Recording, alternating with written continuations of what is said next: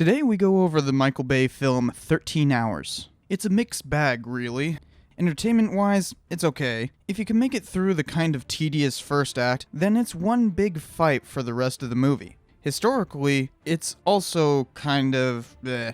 Some of you might remember my Pain and Gain review, but this one's different. This is still definitely a Bay movie, but he did this with much more respect, even if his juvenile nature creeps in here and there. The problem is, there is a clear political purpose to this movie that overrides what would otherwise be quite good. Also, the source material causes some serious problems as well. I don't know how much I really need to explain what happened in Benghazi. It's been reiterated a lot for the last few years, but here's a brief bit of info, just in case you don't already know the basics. On September 11th, 2012, the US ambassador to Libya was visiting a consulate in Benghazi. That night, the consulate was attacked by a large force of Libyan terrorists, incinerating it in the process. After a while, a nearby CIA compound sent a quick reaction force to help. They managed to bring back all but 2 people alive. Both of the dead men were killed by smoke inhalation, one of whom was the ambassador himself. It is Ambassador Stevens. But the earlier report that he was admitted alive was inaccurate. He was apparently found in the back of the villa and brought to the hospital by a crowd of Libyans. Cause of death is smoke inhalation. Once they arrived back at the CIA compound, a series of large assaults were repelled by the small American force there. They were reinforced in the middle of the night by a few more military contractors. But even with those reinforcements, 2 more fatalities came from mortar fire. They were rescued in the morning by local forces. Some of the historical problems with this movie can simply be associated with its source material. It is only using the word of the book of the same name and the people behind its authorship. It was written by a professor on behalf of the team that defended the CIA compound. 13 Hours is specifically composed from their perspective. Their testimony was taken by Bay as sacrosanct and without criticism. Of course, there is so much more to go off of. Congress has investigated this and published their findings several times. They even recently released new partisan reports that mostly confirm all previous findings, especially the ones relevant to this film. Hell, they published the footage on YouTube and dedicated several government-run websites specifically for the results. If anyone wants to do the research for this subject, it's all just sitting in the public domain. Yet, Bay did not use any of that. Instead choosing to go off of the military contractor's testimony, whom for the rest of this review, I'm just going to call Mercs for short, and that's what I got used to calling them back in Afghanistan. The Mercs who survived have become heavily political since the event. As such, this movie was clearly purposely timed to come out with this election cycle. Whatever side of the fence one stands behind, the intent is obvious here. This was one of the most politically charged subjects in recent memory, and yet Bay has the pretense of trying to be as real as possible. On the surface, this movie might seem to attempt to be nonpartisan, but let's dig a little bit deeper. There are only 2 real historical problems with this film, but they are extremely harmful to one's understanding of what happened in Benghazi. The movie raises the question of support repeatedly. First, the CIA station chief refuses to send help. Send us, Chief.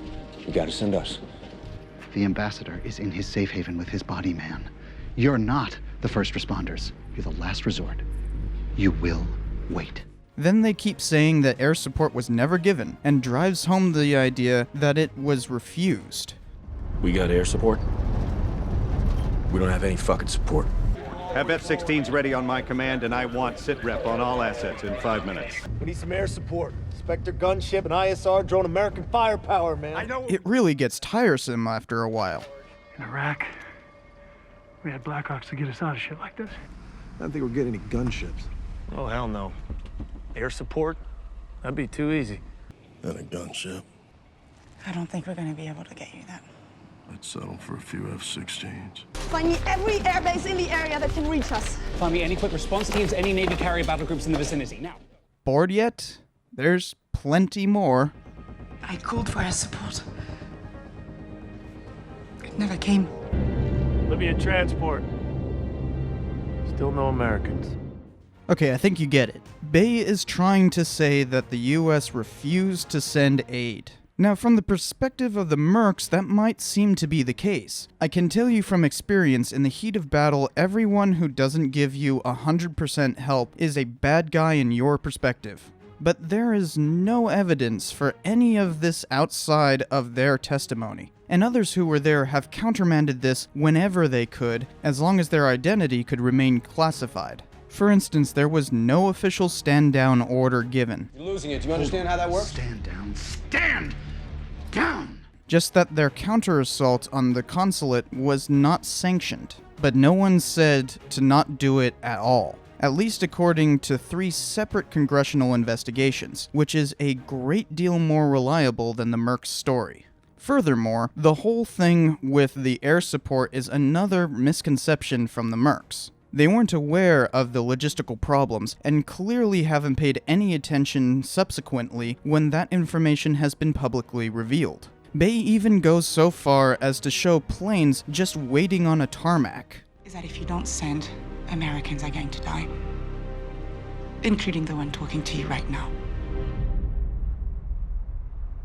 When in reality, they were heavily disassembled because of a fleet-wide maintenance inspection that week in Italy. It was determined that the forces that could be deployed the quickest on that day were in the US, meaning that they had to fly all the way to Libya from Virginia.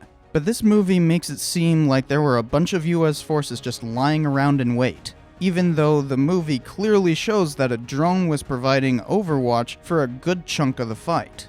That drone is a form of air support, it's just not close air support. But when they're complaining about not being able to get F-22 flyovers, that is just stupid because there already was a drone flying over the place. And the F-22s were too far away to be able to be armed and put in place to actually help. The movie goes out of its way to demean anyone other than the Mercs. It constantly shows them berating other security personnel and the CIA as stuck-up pricks with no concept of tactical awareness. I'm so sick of your shit, Tonto. If you can't figure out how to act like a professional, there are 10 guys waiting to take your spot. And I'm sure that you'll be happy at home being an insurance adjuster. There's even a scene where another security person goes driving the wrong way and gets attacked because of that. Position in the towers. Should have turned left. There is no evidence for this besides the book, and it has been fiercely denied. Anytime there is someone who is an American but not one of the Mercs, they're shown to be a blithering idiot. Truth is, there is no real threat here. We won the revolution for these people. The more guns there are here, the more likely there is to be a misunderstanding. This is my last station before retiring. I don't need a misunderstanding. Some of this is from Bay's juvenile demeanor, but it is also from the book, where the bravado of the Mercs constantly reveals itself. Furthermore, there is a more malicious side to this. By showing the unpreparedness for combat, one is overwhelmed by the incompetence of the entire apparatus in Benghazi. Now, that isn't necessarily incorrect. After all, every report on the subject has emphasized how the request for more security forces in Benghazi had been largely ignored. But in the movie, this gets way overstated. Just another Tuesday night in Benghazi. In the beginning of the movie, it speaks about how Benghazi had a constant gang war, with militias vying for supremacy on the street. It even shows a few incidents of Americans having to run from possible attacks weeks prior. This is blowing the situation way out of proportion, and somewhat undermines the movie's plot from within. If this was a coordinated attack by terrorists, then why would differing factions be willing to come together against innocent Americans? In fact, it constantly shows Benghazians switching sides. Maybe I negotiate surrender. Well, you call the attack. You have their phone number? How the fuck do you have their phone number? In my research, I could find no evidence of this, and it appears to be made up for the movie's sake. Although, I love the corny way Bay tries to inform us of this weird sense of loyalty. Hello, Captain America. I'm fighting for my country. It's so dumb it's funny. This is, of course, Bay's adulation of elite operators. Like a Call of Duty player who can't see past the game. Anyone who's not part of the top tier is just a dumbass to these mercs, which is somewhat insulting, especially to a veteran such as myself. This is furthered by them constantly referring to the consulate as a diplomatic outpost, or simply an embassy. I thought every embassy had standard target security measures. By necessity, a consulate is treated differently than an embassy, which has a whole lot of reasoning that we won't go into here. Consulates are meant to not be as secure as an embassy, but this movie seems to think otherwise. We're a temporary diplomatic outpost. Uncle Sam's on a budget right now, so I guess normal security regulations don't apply. Man, that's some real .gov shit, huh? It does manage to slip in the word consulate once, though. I don't know if this is an awkward time to tell you, but I've had to take a crap ever since we left the consulate. But that was clearly by accident, and it's a very revealing mistake. The way these two things combine is the way it reminds us of the most controversial component of this event, what Hillary Clinton said the initial attack was caused by. We've seen rage and violence directed at American embassies over an awful internet video that we had nothing to do with.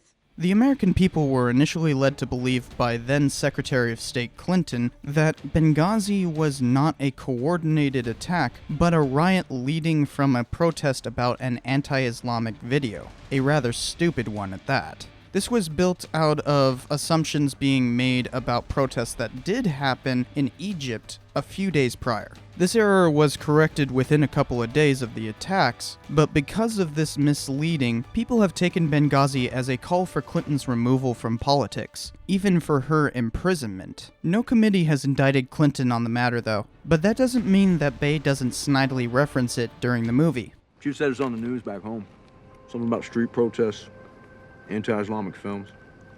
We didn't hear any protests. I'm just reporting the news, buddy. These investigations have found that security was left lacking and the response was impossible because of this mismanagement. But they have also been very clear in remarking that it was a systematic issue, without any one person to label as criminally negligent, even though it has been separately investigated by both sides of the aisle. Okay, now that I've got all of that out of the way, let's talk about the specific errors. Actually, there aren't that many beyond what I've already said, but there's just a few things I need to say before wrapping this up. There are a bunch of continuity and tactical errors in the movie, but I'm not going to talk about that kind of thing. Anyone who's into movies or has seen combat can point out any number of stupid things, like people having radios on their vests while using handheld radios, spraying shots wildly, or people somehow switching rooftops. Suffice it to say, there's a lot of typical Hollywood stupidity here. What the hell is this Wild West bull? Are they seriously crossing gun arms in a Mexican standoff? That's ridiculous. This is a scene straight out of some Quentin Tarantino flick, not something so serious as Benghazi. I guess it's a great homage, but very misplaced. You hear him calling for a shake and bake? See the green band? That's your tail. Shake and bake. Green band behind you, we're on it. I don't think Bane knew what that means. I don't think it means what you think it means. It's actually term for a type of combination munition using white phosphorus and high explosives. It does not signify a car chase and would not be called over the radio like this, just like you never say the word repeat over the radio unless you want to send another fire mission, you don't say shake and bake. Okay, this seems funny, but it's really stupid. Hey, is that thing loud? Oh yeah. I forgot my earplugs. What kind of merc wouldn't know how loud a 240 Bravo is? Yeah, screw it.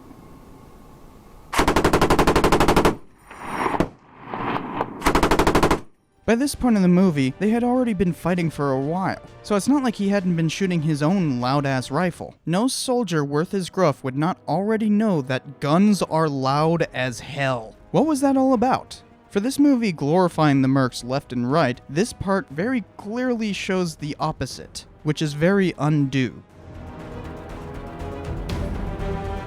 So far as I can tell from my research, the CIA station chief, known simply as Bob, did not refuse to leave his station. This seems to be a fabrication from the book. Of course, Bay had to get a Saving Private Ryan reference in there, so when the biggest explosion happens, he plays piano music after the boom.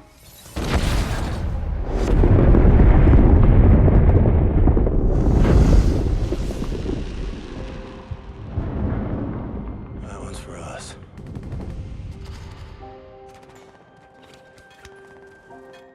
It's a bit misplaced, but I guess with all the other goofiness, we can let this one slide. So yeah, it's a partisan mess, but there's some redeeming traits to this movie. It is very exciting once the fighting gets started, and gets most of the events in order, even going so far as to show the fighting as described in the book. It tries its best to honor the fallen, even dedicating it to the 2 Mercs who were killed in the conclusion of the fighting. The explosions are overdone and the fireworks for bullet ricochets are silly, but that kind of thing is forgivable, especially since it is so bombastic.